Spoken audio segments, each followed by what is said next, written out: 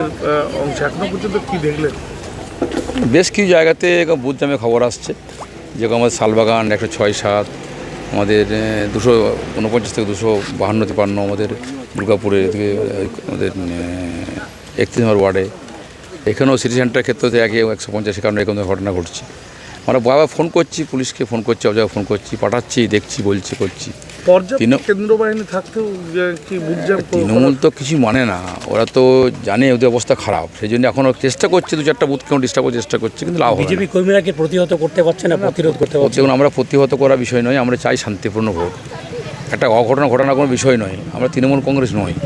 অনেক কর্মী হত্যা হয়েছে, খুন হয়েছে, এবারে কমসে কম শান্তিপূর্ণ ভোট হোক, মানুষ শান্তি পাক, মানুষ যাকে খুশি ভোট দিক। এখনো পর্যন্ত দেখে মনে কিন্তু এখনও পর্যন্ত যেভাবে চলছে তা খুব ভালো মনে হচ্ছে না।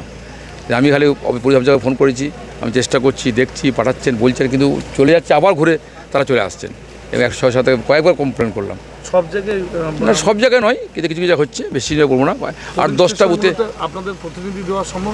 সমস্ত 306টা প্লাস অ্যাডিশনাল আমাদের মানে 315 মতো টোটালটা একটা বুথে আমাদের এরকম নেই যে করিমগঞ্জের বসেনি। আপনাদের সমর্থক কর্মীরা যারা রয়েছেন তাদেরকে বাড়ি থেকে বুথে আসতে কোনো সমস্যা হচ্ছে না? এরকম কোনো সমস্যা হয়নি, কিন্তু কিছু কিছু জায়গায় তারা থ্রেট করছে, তাদের ভয় দেখাচ্ছে, 10,000 টাকা দেওয়া হবে, পুজোর সময় বোনাস দেওয়া হবে, ভোটটা এখানে দিবি, 1 নম্বরে দিবি, এরকম করে ধরনের লাইনে দাঁড়িয়ে পরে বলছে, বা ঘর থেকে বেরোচ্ছে গলির মধ্যে আটকে আছে সেখানে বলছে। লাভ কিছু হবে না। অভিভাবক অনেক কিছু করেছেন, হ্যাঁ, এখন লাভ কিছু নেই, নিটফল 0। মানুষ পরিবর্তনের পক্ষে, মানুষ শান্তিপূর্ণ ভোটের পক্ষে। মানে ব্যতিক্রমী কিছু কিছু জায়গা আছে না, হিউম্যানিটির বিষয়। ধরো আমি আবারও বলছি তোমাকে, আমি মাইকেল মধুসূদন কলেজে জাস্ট তোমরা গিয়ে দেখে এসো যে সবাই ওখানে মোটামুটি কম বেশি 60+ লোক অ্যাভারেজ এজ। তাদেরকে রোদের মধ্যে ঘন্টার পর ঘন্টা দাঁড়িয়ে তারা চিৎকার করছে।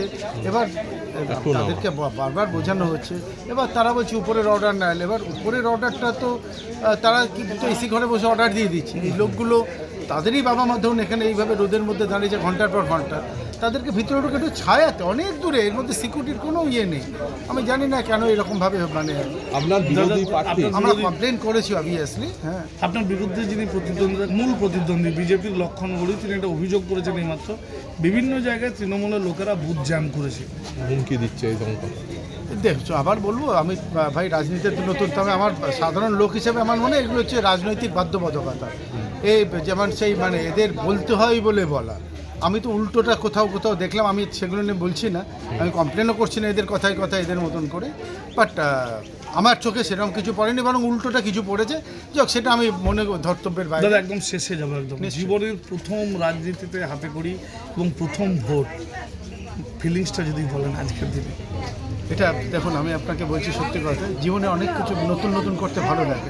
আপনি আমার জানেন, আমার পিছন দিকে ফিরলে দেখতে পাবেন, এটাও আমি নিয়েছি as a adventure in my life. মানে লেটস সি। মানুষের উপরে আস্থা রয়েছে? অবশ্যই আস্থা আছে, অবশ্যই আস্থা আছে।